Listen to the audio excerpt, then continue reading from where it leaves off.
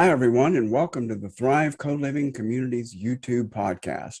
I'm Mark Stein, Thrive founder and your podcast host. We're creating sustainable, inclusive, and multi-generational residential communities from repurposed big box stores or other unused buildings. By offering unique and ecological co-living options, our aim is to combat the epidemic of isolation, revitalize communities, and help others discover the many benefits of engaged community living. In this podcast series, join us as we discuss co-living and other aspects of our concept, in addition to bringing you interesting people who are doing cool things from around the world. Through this podcast, learn more about our concept and see how Thrive co-living communities will bring together people from all walks of life. To find more about us, visit www.thrivecolivingcommunities.org. Thanks for watching and enjoy the podcast. Hi, everybody, and welcome back to the Thrive Co-Living Communities YouTube podcast. Glad to have Dr. Penny Clark back with us. And she's a new PhD, and we're going to talk about her recently approved thesis from the University of Westminster in Great Britain, and talk about what that was about. And she is on the board of Conscious Co-Living, maybe a principal. She'll clear that up for us. And so I'm so happy to have you back again on the podcast. Hi, Mark. Yeah, lovely to see you and really good to be back. Thank you. And congratulations. What an accomplishment. Oh, thank you very much. That's kind. So let's start with the PhD thesis on co-living in terms of the environmental impact. So tell us what you set out to prove and what you learned. Yeah, sure. So my thesis was looking a little bit more broadly than at co-living, though co-living was definitely a part of it. So it was looking at different types of shared living. So that is specifically cohousing, which is slightly different. It's more about kind of bottom-up communities, and the spatial design tends to be a little bit different as well. I was looking at co-living, and then also at a kind of intentional community within one shared household that I refer to as community living. So I was looking at these different types of shared living, and it was exploring environmental sustainability in these types of home.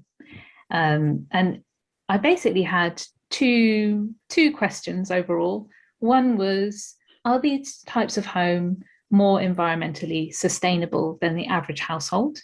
And then the second question was, what is it about these types of home? What is it about shared living that may enable more environmentally sustainable outcomes? And then how I actually explored this was that I worked closely with 4 communities, which fell into these housing typologies.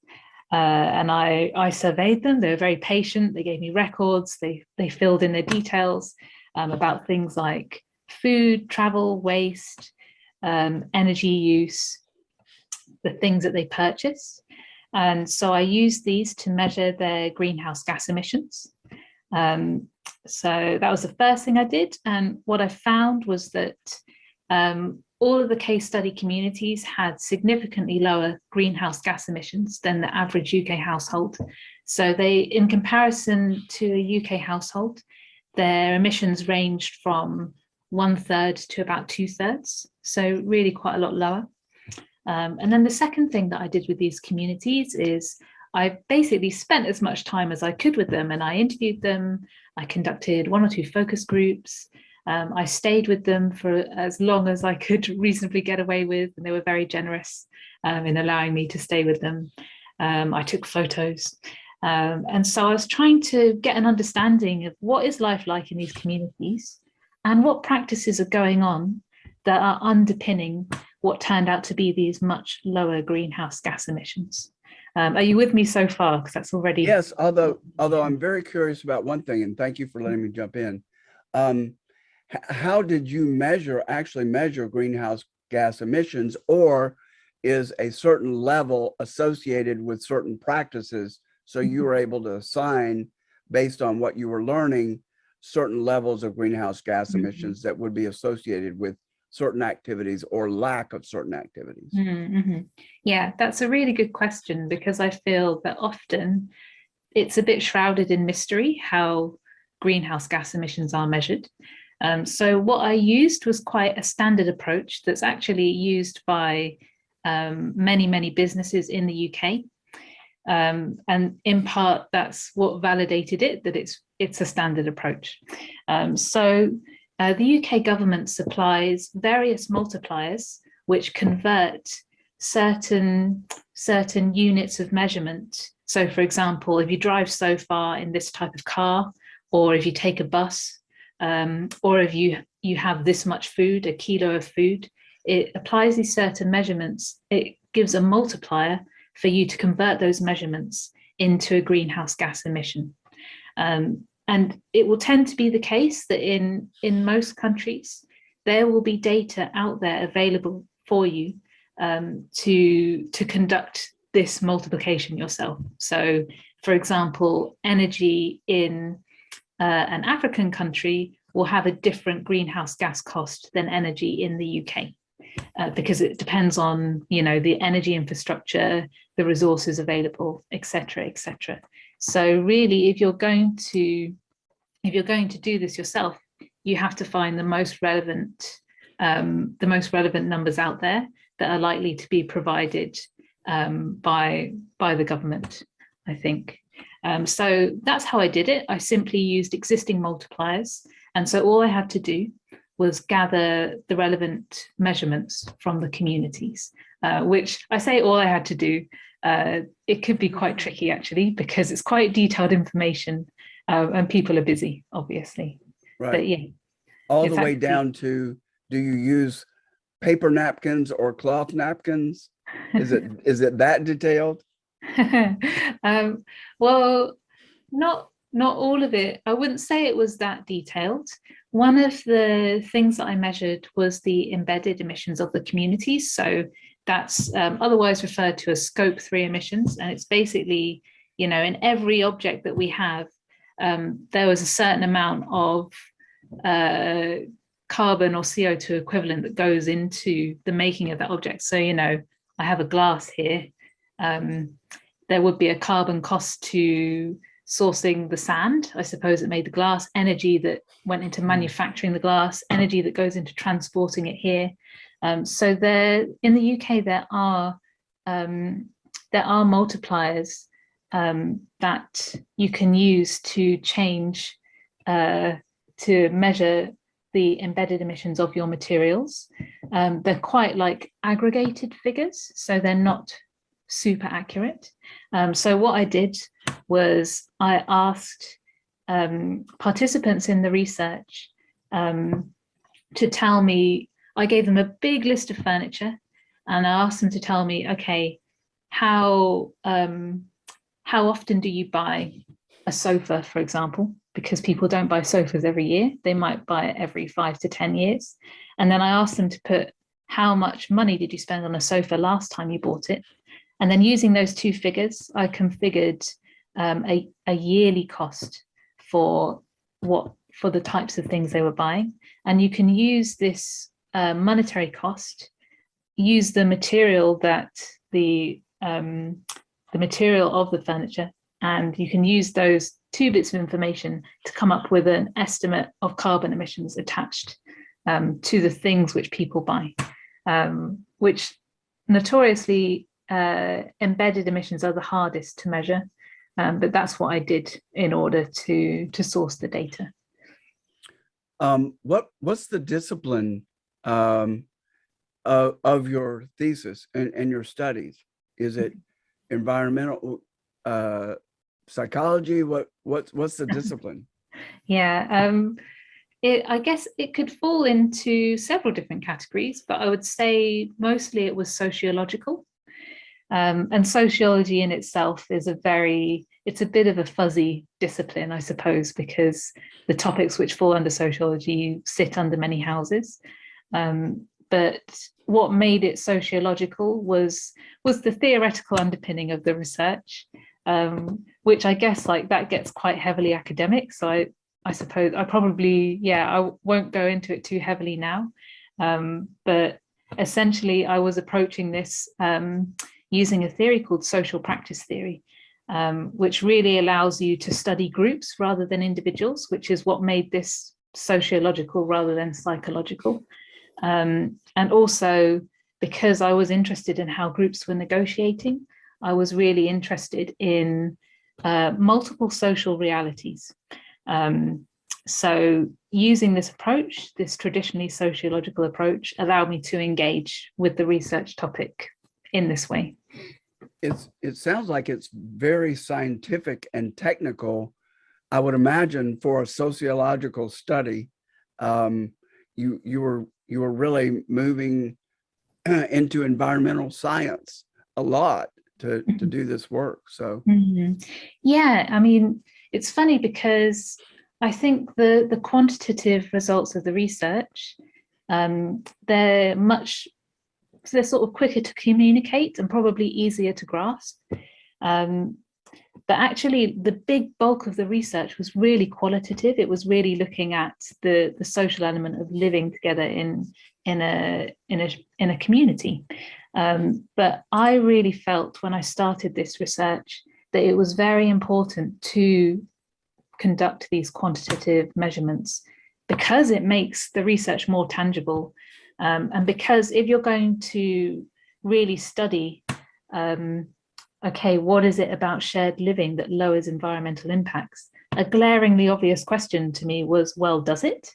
And why and by how much, and what's important and what's less important? So I felt, using these two methods together was actually quite important in making this research tangible and useful. One of the areas that I'm most interested in is the insulation level of the dwellings, the architecture, was there a passive solar design? Did you find, and that's probably a pretty good percentage of the environmental impact. Where do they live? How do they live? How much energy do they use? What did you find and I'm sure there are lots of different measurements there. What did you find in that realm? Were they did they have higher insulation levels, better solar design, orientation? What did you find in that particular box, if you will? Yes, well, I think you're right to be really interested in the energy side, because as far as households go, it's the most significant thing in terms of environmental impact. Especially, I guess it depends where you live, but if you're heating or cooling your house using kind of artificial means, then it has a very big environmental impact. So different communities did different things, and there were different upsides and downsides. Okay, so one co-housing community, they had control over their build, and they had put in really great energy efficient infrastructure. So your triple glazing, they had straw bale insulation, they had solar panels, and also the people who lived there, generally speaking, were keen to live a low impact lifestyle. It's part of what brought them together in the first place. So they were kind of. Was that the co-housing community? That was one of the co-housing communities. Okay. So they had a bit of a mix of everything, and that, altogether their energy impact was really low. And one thing, because I think one really sort of reasonable question is, well, okay, they had these very efficient homes and they cared about the environment. If they had lived by themselves, couldn't they have just done the same thing? Like, does it matter that they're living as a community? But I think in the case of this community and other communities, really, a lot of people, so there's many different ways to be environmentally efficient. So when you bring a community together, some people are really interested in energy, others don't really care. They're interested in biodiversity or food waste or something else. So when you come together, you bring all these different strands together. And also, you know, there's an economy of scale as well that goes on. It's more financially efficient to buy solar panels for lots of houses than it is for one house, for example. So both the pooling of knowledge and the pooling of finances empowered people who may not otherwise have gotten solar panels, for example, to get solar panels, et cetera, et cetera. So that was one co-housing community. And then the other communities I want to mention are the two that shared households together. And this was actually an interesting learning for me. So neither of them had homes that were really that well insulated. So one household lived in an old Victorian house. The other lived in a more modern flat, but I would say still not, you know, still not that modern in terms of its construction. But what they had was density. So you had 6 or 7 people sharing a household that otherwise, you know, in terms of square footage, maybe 2 people would have shared. And so per person, the energy that went to heating each person was far, far less. So actually, density is a big win when it comes to being efficient with your energy use for heating or cooling or lighting even. So if you can figure out ways for people to live in a smaller space, but obviously still feel like this is a good home and that they have enough room, that's a huge environmental win right there. Huh. That's really interesting because my unscientific sense is that most of new co-living facilities are single family houses or maybe larger houses that are being retrofitted or just putting more people in that space. And they're not necessarily that focused on environmental impact, the insulation levels. They seem to just pick a house that might work and then turn it into a co-living space. So that's really interesting and significant, so that if you put more people in the space, it's going to heat and cool it more efficiently per person, even though the overall expenditure would be the same, whether it's 2 or whether it's 6. So interesting. Yeah, absolutely. Yeah, it's worth saying as well that out of all the communities that took part, the co-living case study, so the 2 owners of the co-living space, they were really keen on environmental sustainability. But the other people who lived there, yeah, they did care, but not as much as I would say the members of the other communities that I worked with. But the co-living space actually had the lowest environmental impact out of everybody. And that was because the infrastructures were there, and the things that they happened to do, which were environmentally sustainable, actually made sense in other ways. So they wanted to share a flat together for the supports and because they liked being sociable and it financially made sense. They didn't own cars because they lived in the middle of London, so it makes no sense to own a car. All the public transport and cycling infrastructure is there. And they had a market nearby, so quite often they could buy food that was not wrapped in packaging as well. So I think the encouraging takeaway from that is you don't need to be an eco warrior to live a really low impact lifestyle. And that's how it should be. A low impact lifestyle has to make sense for people. You shouldn't be pushing against the grain to be sustainable. It should be easy. That's what we need to do. Make it really easy for people. Yeah, as you say, like make it so it just makes sense for environmental reasons and many other reasons. You don't even have to really think about it. And it sounds like you had people with different emphasis placed on different things. So you have, and probably the more people you have in the community, the more diversity of interest and influencing of other people you're going to get. I guess up to a certain level where you have too many people and you're like rats in too small of a space. And that leads me to wonder this. Did you get a sense that, let's just say you've got a fairly large house and people are living there the way we used to live together, multi-generationally. So you've got 3 or 4 generations living in the same space. Might you have that same effect that the younger person or this person is going to have an emphasis on recycling and will influence the entire household, so that it doesn't necessarily mean it's an intentional community, or it doesn't necessitate an intentional community to have these gains, that if you just had more people living together, that chances are you're going to have these other influences that encourage each other to live lower on the food chain. You know, I'm not sure I stated it very well. No. I get what you're saying, I think. So I think to a certain extent, yes. But actually, there was a really interesting study done by academics in Australia. And they looked at these multi-generational households where you had, I think it was mostly sort of adult children living with their parents.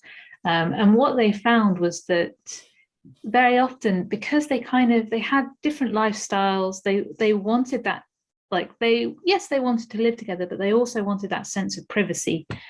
So quite often it was common in these households to create separate living spaces, or to have one living room for each, because it felt too claustrophobic to always be in the same living room with one TV together every evening. Or even, because they lived in the suburbs and they needed to be mobile. Some participants in this research, there were 4 household members and there were 4 cars parked on the driveway. So even though they were all living together, in a sense, because of their desire for privacy, because they were not necessarily aligned on their values, beliefs, or ways in which they wanted to live, they actually lived quite separate lifestyles.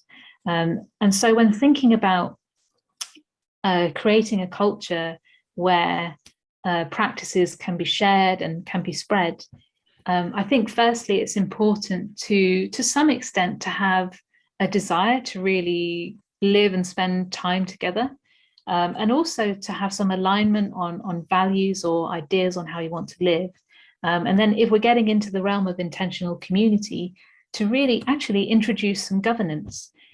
So put some mechanisms in place so that if something's bugging you, you have a space and a good way to communicate that without it erupting into a huge argument. Or have a bit of a social structure. So Tuesday evening is an evening that you always spend together, or you always have dinner together twice a week, that kind of thing. So I think there is something in people just simply living in the same space, but I think to really maximize that impact, there has to be the desires, the alignment, and even social infrastructures in place to help to spread and maintain these shared practices, which can lower environmental impacts. Sure. And I can also see in those more traditional, actually it's not even traditional anymore, but formerly traditional multi-generational spaces, the older residents probably would have more influence, and there would be more traditional, it would be harder for people to say, oh no, I'm going to be a vegetarian in sort of buck tradition. So I can see how the traditions would be a drag on some more modern approaches. I've really interjected a lot of questions and haven't given you a chance to just say, what conclusions you drew. Were there things that surprised you from the results? So let me just open it up to you to share what was important to you in the research and the results. Sure. Yeah, sure. So I'm enjoying your interjections very much. So feel free to give some more interjections.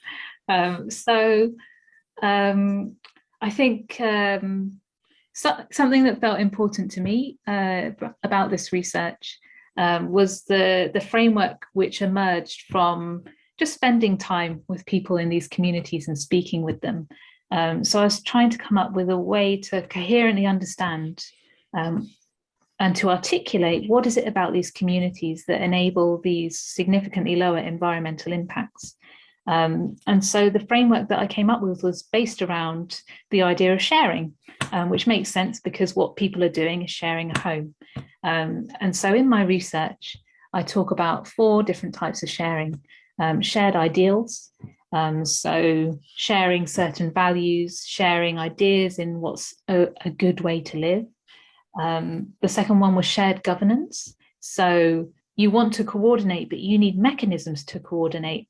You might need, meetings every week or every 6 weeks. You need like if you're going to share dinners together, you need a system about who does what so that a shared dinner actually happens.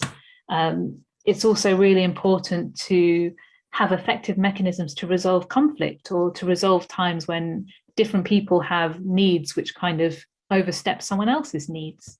So that's shared governance. And then the third thing I looked at was shared materials and spaces. So what is it that people are sharing physically? And then how are they negotiating this process of sharing? And then the final type of sharing I looked at was shared endeavor, by which I mean the shared work of community life. And here is sort of where some of the magic comes, I think, from living in a community, that when you combine resources, what emerges from those combined resources is greater than the sum of its parts. So I looked at these 4 types of sharing in conjunction with looking at the quantitative results, showing the lowered greenhouse gas emissions of these communities. And I suppose like the conclusions that arose from this research are firstly, yes, these case studies did have significantly lower greenhouse gas emissions than the average UK household. And these are 4 case studies, right? So we can't say, okay, because these case studies show this, that means all co-housing, all co-living is the same thing. But what we can do carefully is look at the materials, the infrastructures, the practices that were going on in all these different communities. And if we know that similar infrastructures, materials, practices are going on in other communities as well, I think we can cautiously say that it's likely that those communities may also have lowered environmental impacts compared to the average household. So that was the first conclusion. And then the second conclusion, I think, was that they have lowered environmental impacts. These lowered impacts are really intrinsically linked to being a community. It's not that this is a bunch of individuals who would have done it by themselves anyway. There was a lot of a lot about community that inherently enabled them and empowered them or made it easy for them to lower their environmental impacts. And in studying how they did it, there are lessons that we can learn about hopefully encouraging more people to share in certain resources, whether in a residential context or not, even. Do you remember having a moment when you were living in these different communities of saying, wow, that is so impressive, and it's maybe the most impressive thing that I've experienced? Did you? And maybe you had a couple of wow moments, but where your hair stands up on your arms and you go, that's exactly the type of thing I was looking for. What it really impressed you?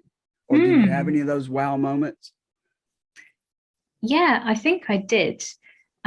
So I think one wow moment was seeing in one of the communities actually how open they were about conflict, and seeing that actually sort of micro conflicts happened quite frequently, and that really a lot of people in these different communities said that when you live in a community, when you're kind of forced to interact with your neighbor because you're completing work with them, or you know you're going to see them at dinner, it makes you resolve your conflicts in a way that you don't have to with a traditional neighbor, where maybe you have like a bit of a conflict and maybe it's voiced or maybe it's not, but you can just quickly go in your front door and you're not very likely to see each other.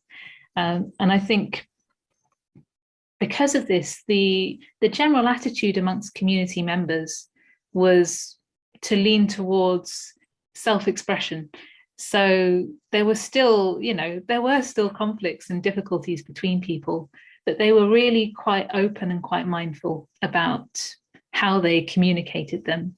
And I think for me, this was because when I came into this research, I really came in from the environmental sustainability angle.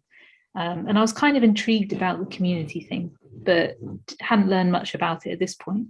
So for me, this was, I think, understanding this was planting seeds for me about how intertwined the community and sustainability thing was, and planting those seeds of, it's actually, if you're going to get a big group of people coordinating, they need to get along. And so thinking about how people get along is really, really important. And I want to say as well, because I think it's important to not make out that it's all, apple pie in these communities. Like, conflicts can be really difficult. A lot of people acknowledge this. Even, there's a dark side too. Bullying happens in communities. People leave very unhappy because of a conflict as well. These things do happen.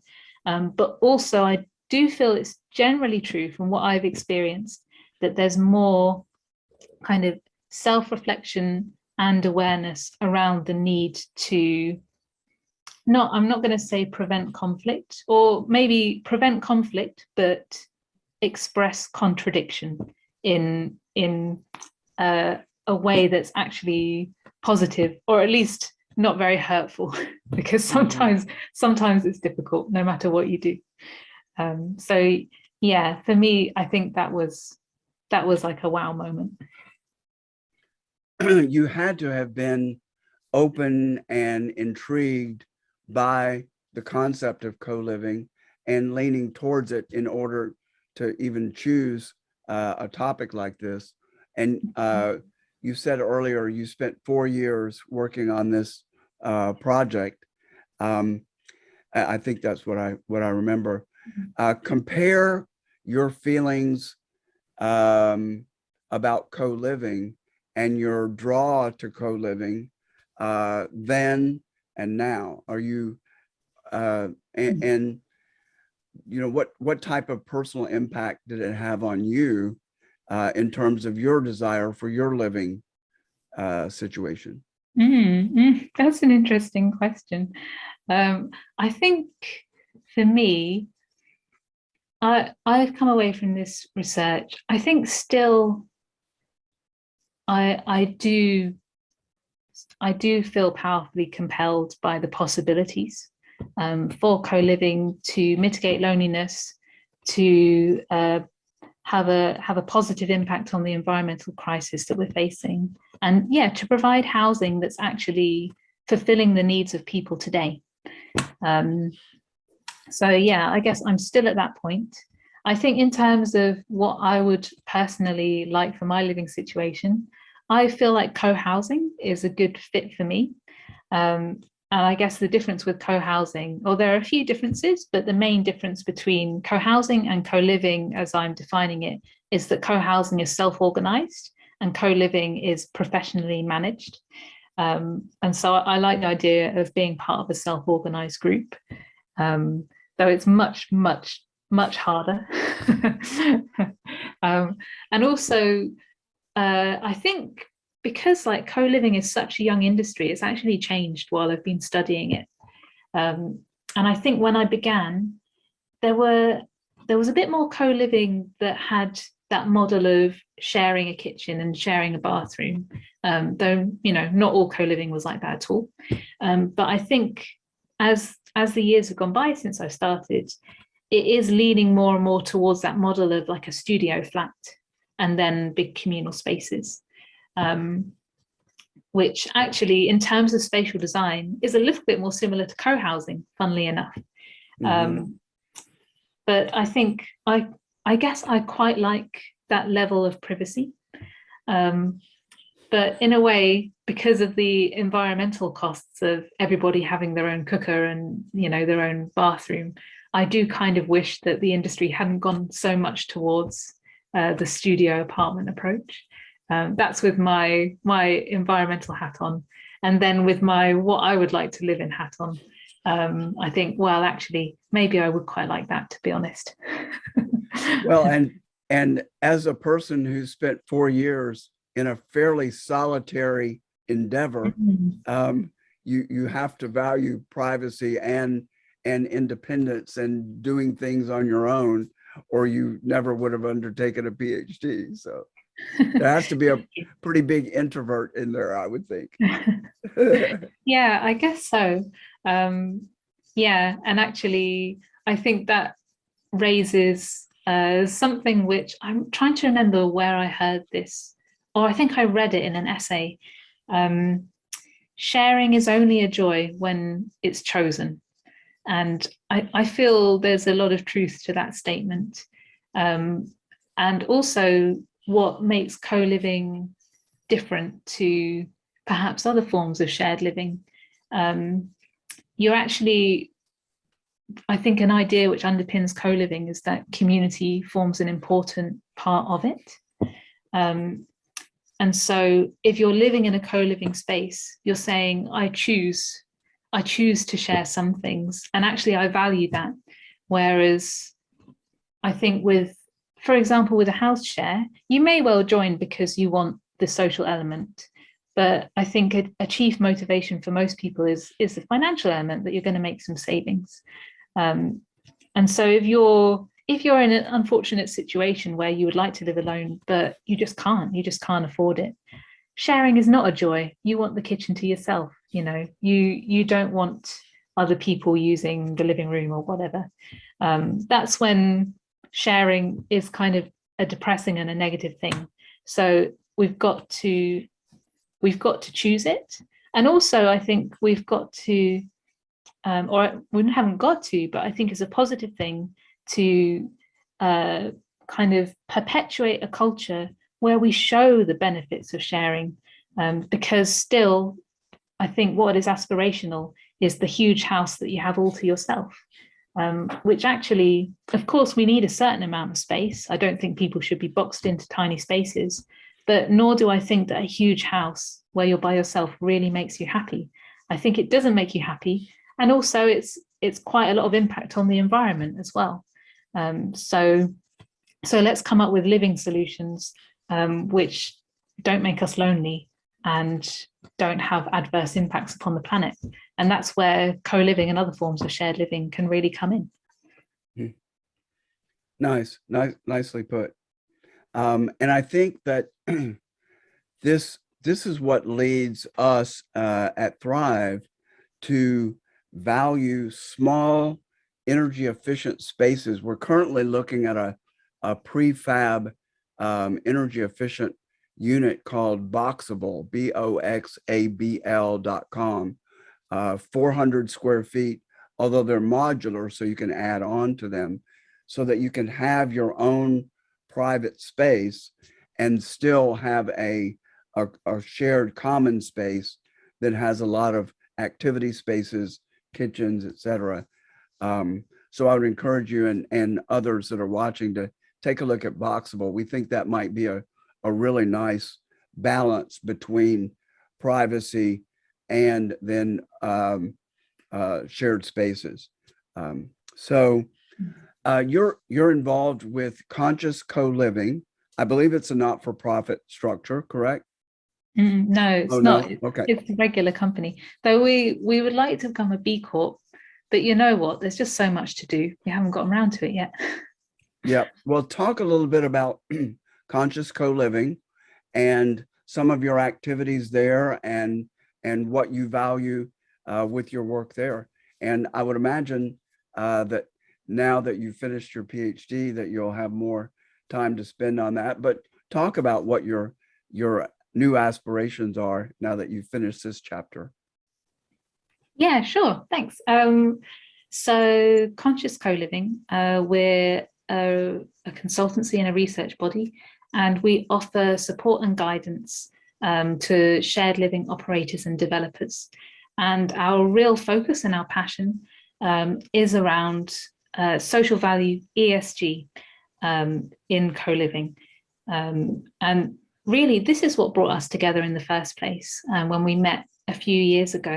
When I was just starting my PhD, really, we were sort of coming in from different backgrounds. I was from academia and research. My colleagues were from industry, from sustainable development, from architecture as well. And we all realized that we all really believed very passionately in the potential for co-living to create well-being, to help people foster authentic social connections, and also to have a lower environmental impact. And so we came together, we had a few workshops together, and eventually, after talking to co-living operators and to people in the co-living space, we put together the Conscious Co-Living Manifesto, which was all about the potential for co-living to foster connection with yourself, with others, and with the wider world. So in other words, to foster well-being, to foster community, to be an environmentally sustainable living solution. And we went around, we presented this manifesto at one or two conferences and ran a workshop or two.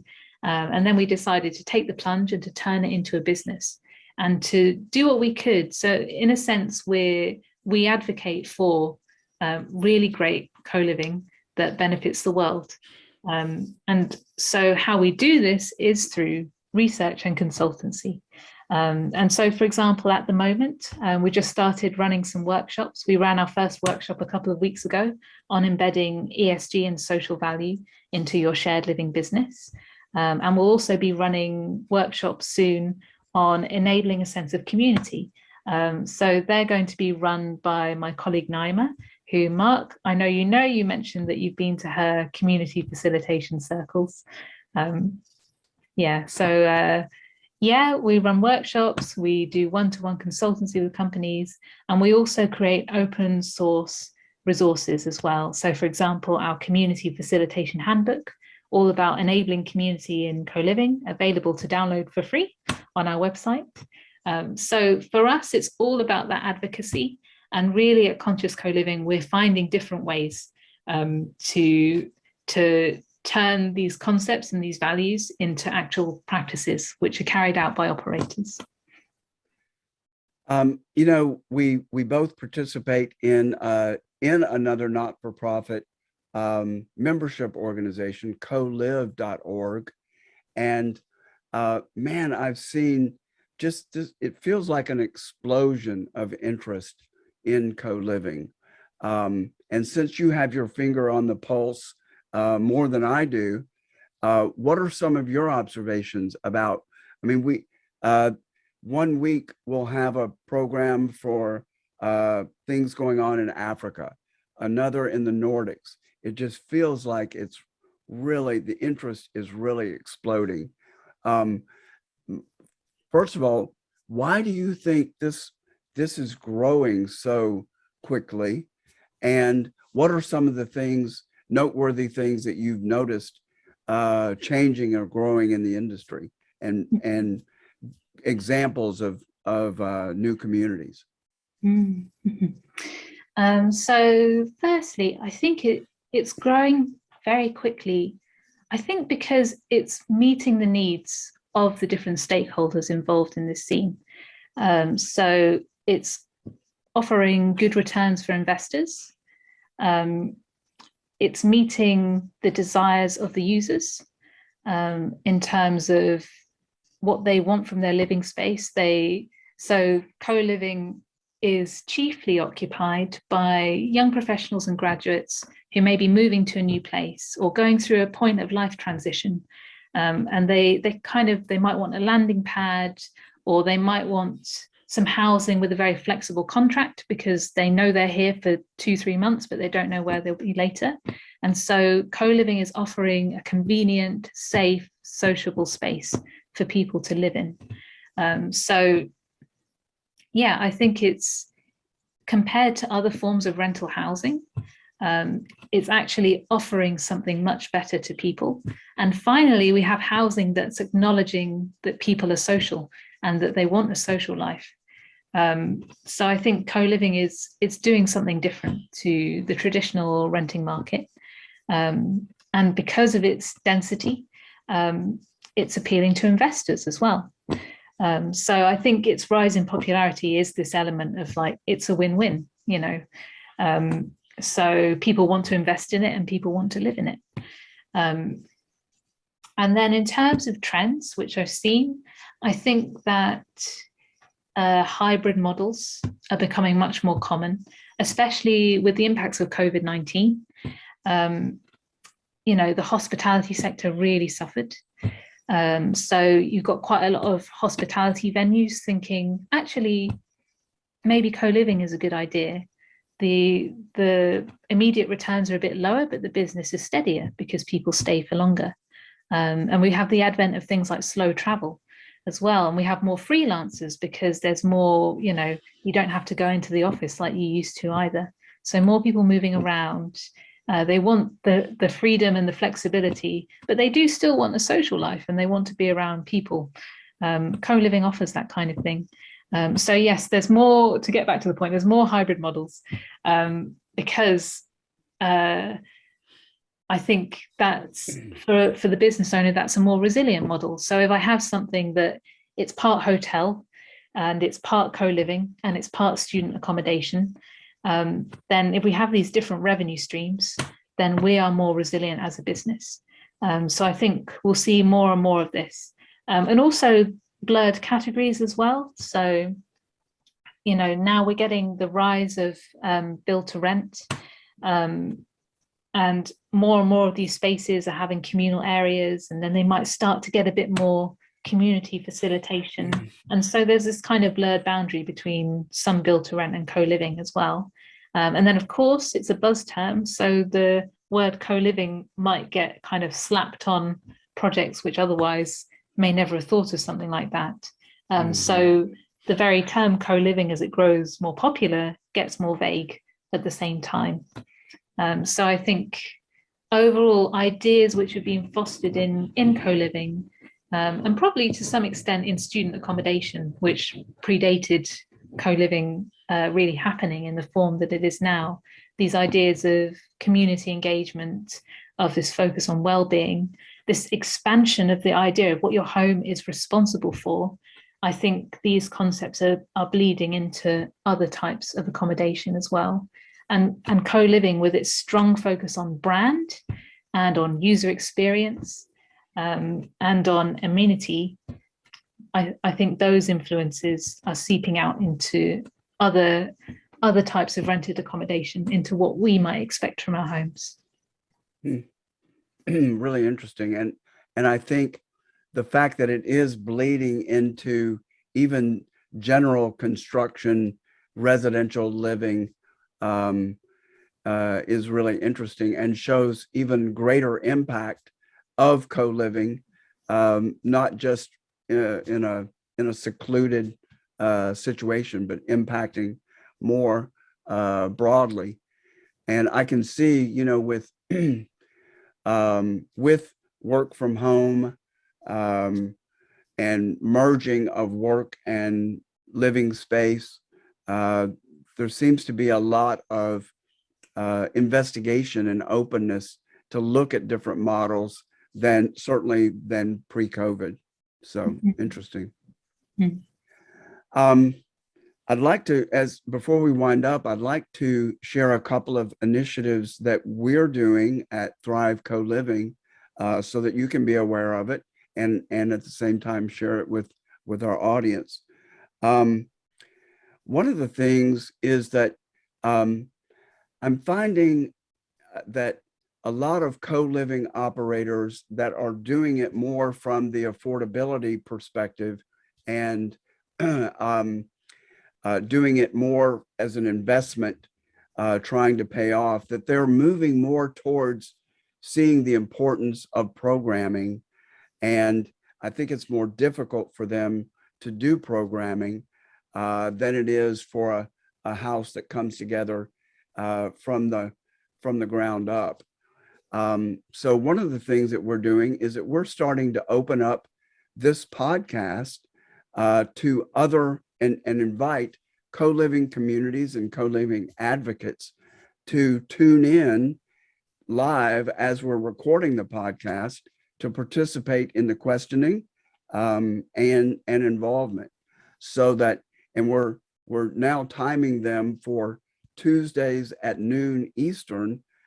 And it seems to be the greatest involvement that I see in co-living communities in co-live seems to be in Europe as the center. So timing at noon Eastern lets it be sometime in the late afternoon or evening in Western Europe. So we're opening it up, and we're going to start publishing ahead of time a link to join the Zoom podcast and participate. And we're hoping that co-living communities that have a hard time with programming, or even if they don't, will just make it a regular event. And if they're in shared spaces for evening activities, just tune in as a group in the common space. So that's one thing that we're doing, and broadening our efforts to bring in more people. And we're going to have topics that we think are of interest to people who live in co-living. Some, maybe 1 in every 5 topics will be around co-living, but also we interview people of all different, with all different interests and passions and activities and environmental. So we're bringing in people that I think will be of interest to us in the co-living communities. So that's one thing. And sorry, we didn't start it, didn't get it organized for today. But people that are appearing on the podcast will be able to invite their friends, their communities to join in and actually ask questions. So that's one thing. I have a background in mediation. I've actually been a mediator and a mediation consultant for many years, more years than I'll share here. And so, and we know that the need for mediation skills is great in co-living communities. So we're going to start quarterly mediation training on Zoom for people, staff, and residents and enthusiasts, but mainly staff and residents of co-living communities, and focus on actual conflict situations that are very real to people who live in co-living communities. So that's another. And then we are close to completing what we're calling a master plan that brings in the ideal situations and programs and features that we think might be a template for other people who are contemplating creating co-living communities to borrow from. It's going to be, we're going to put it out in a PDF on the web free of charge. And we've got some features that we think will be of interest to communities. And we're thinking of it as a template because we don't want just one Thrive co-living community. We want to bring others in with people that have shared values, and using our model of multi-generational, inclusive, energy sustainable, and using a fee model of a limited equity co-op structure, financial and organizational structure. So it's more towards the co-housing model, but in a co-op. So those are some of the things that we have going on and plans for this year. So thanks for letting me share that and help us That's spread the exciting. word Mhm. amongst the co-living communities that you're familiar with. Great. Thanks for the updates, Mark. Sounds really exciting. Well, is there anything else that you came into this podcast thinking that you wanted to be sure to share, and either I didn't give you a chance or didn't ask you a question about, or you haven't had the chance to share as we wrap up? Oh, thanks, Mark. I think nothing in particular, but just that if you are interested to hear more about my research or about conscious co-living, just please feel free to reach out to me and I would be really happy to have a chat. And the conscious co-living site is at .com. Yes, that's right. Okay. And is your thesis published there? Can they Not find it there? published there, but it is published online. So I don't know, maybe a link could be shared in the YouTube notes, perhaps. Absolutely. And any other contact information for you? LinkedIn? How would you like people to contact you? Yeah, LinkedIn is great. Okay. All right. Well, thanks so much. It's great to have you back. I hope you'll want to come on a regular basis, maybe quarterly, and share the updates since you're so immersed in co-living and at a central point. So thank you so much. It's always great. Congratulations again on your completion of a huge project, and best of luck with continued work with conscious co-living. Great. Thank you so much for having me, Mark. It's been really great to chat. Pleasure to see you again. Absolutely. Thanks for joining us for another great episode of the Thrive Co-Living Communities YouTube podcast. To learn more about our mission and how you can support our vision of creating co-living communities worldwide, please visit us at thrivecolivingcommunities.org. To receive advanced viewings of our podcast and other exclusive content, find us on Patreon at patreon.com/Thrive Co-Living Communities. You can also learn more ways to support our mission in the show notes below. Amazon Smile, GoFundMe, Kroger, and our own Thrive Gear store, where you can buy t-shirts, hats, and many other items. Thanks again for tuning in, and we'll look forward to seeing you again soon.